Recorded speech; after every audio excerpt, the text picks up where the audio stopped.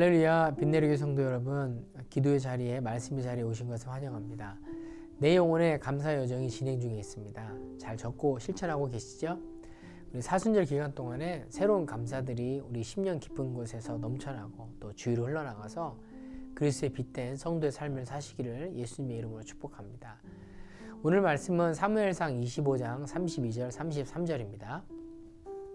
다윗이 아비가일에게 이르되 오늘 너를 보내서 나를 영접하게 하신 이스라엘의 하나님 여호와를 찬송할지로다. 또 내 지혜를 칭찬할지며 또 내게 복이 있을지로다.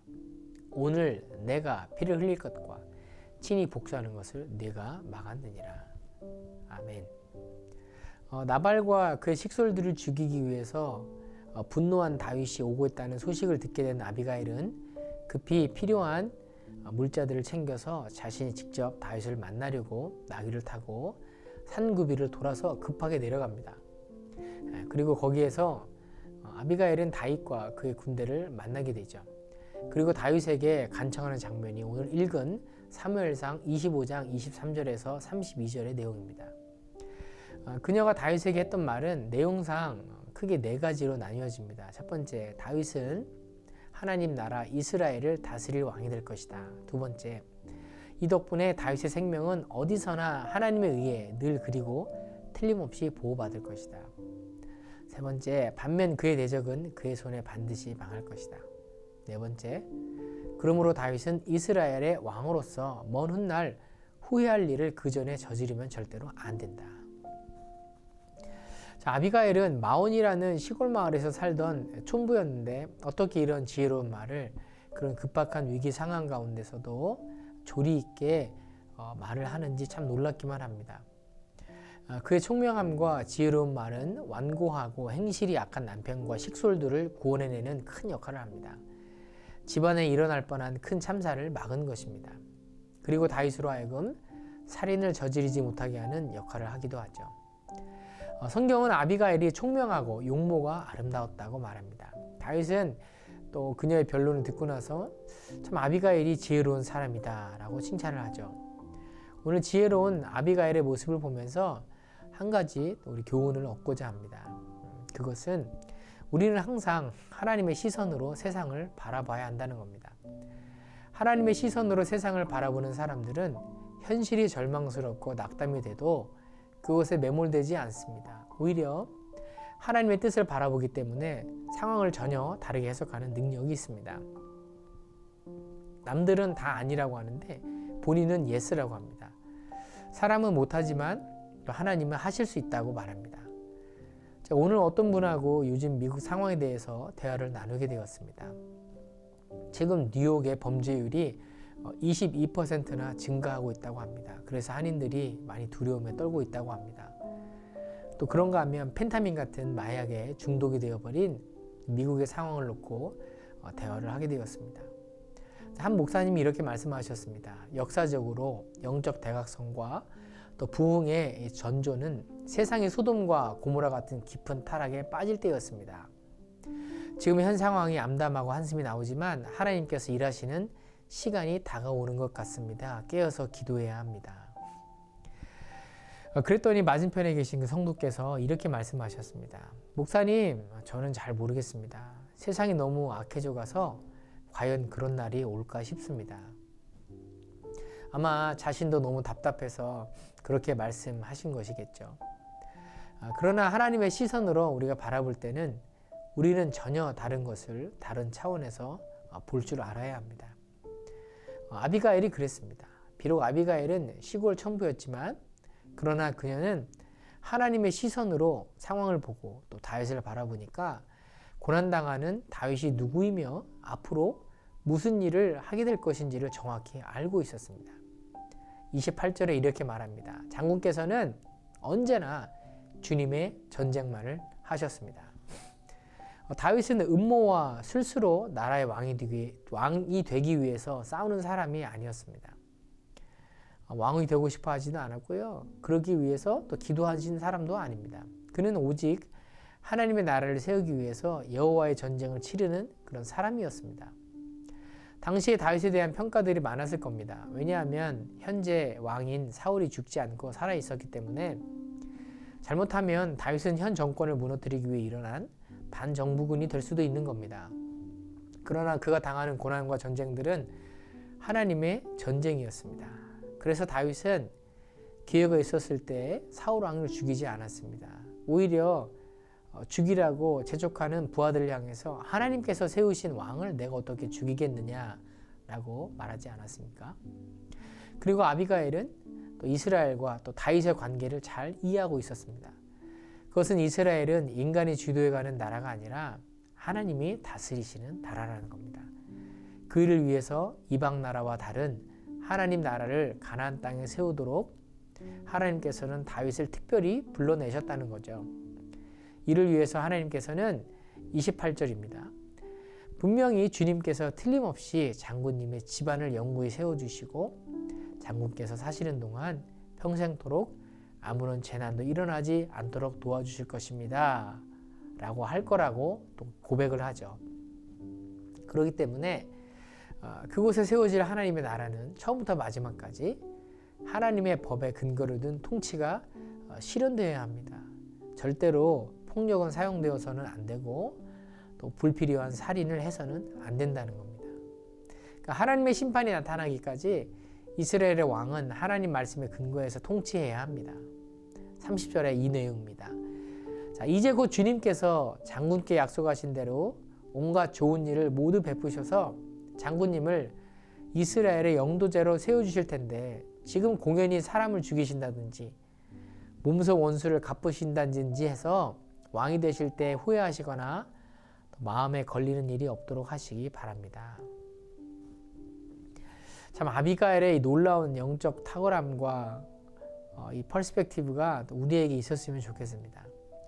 우리 빈내리 교회는 지금 새로 세워지는 성전을 위해서 기도하면서 건축 헌금 작정을 지금 진행하고 있습니다.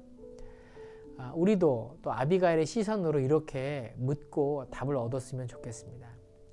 하나님은 누구신가? 하나님이 바라보시는 곳은 무엇인가? 하나님의 시선은 어디에 있는가? 두 번째, 새 땅에서 하나님께서 빈내리 교회를 통해서 이루시고자 하는 일이 무엇인가? 세 번째, 그것을 위해서 나는 무엇을 해야 하는가? 또 그런가 하면 현재 처해 있는 내 개인적인 상황도 함께 이렇게 묻고 답을 얻었으면 좋겠습니다. 하나님께서 지금 나를 이 상황 가운데 두신 이유가 무엇인가? 이 상황을 통해서 이루시고자 하는 일이 무엇인가? 그렇다면 나는 무슨 일을 해야 하는가?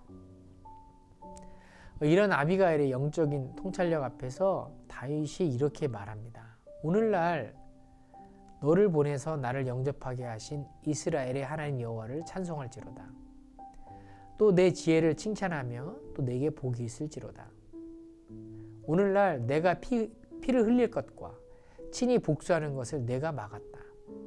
또 나를 막아 너를 해하지 않게 하신 이스라엘의 하나님 여호와의 사심으로 맹세하노니 내가 급히 와서 나를 영접하지 않았다면 밝는 아침에는 과연 나발에게 한 남자도 남겨두지 아니하였으리라.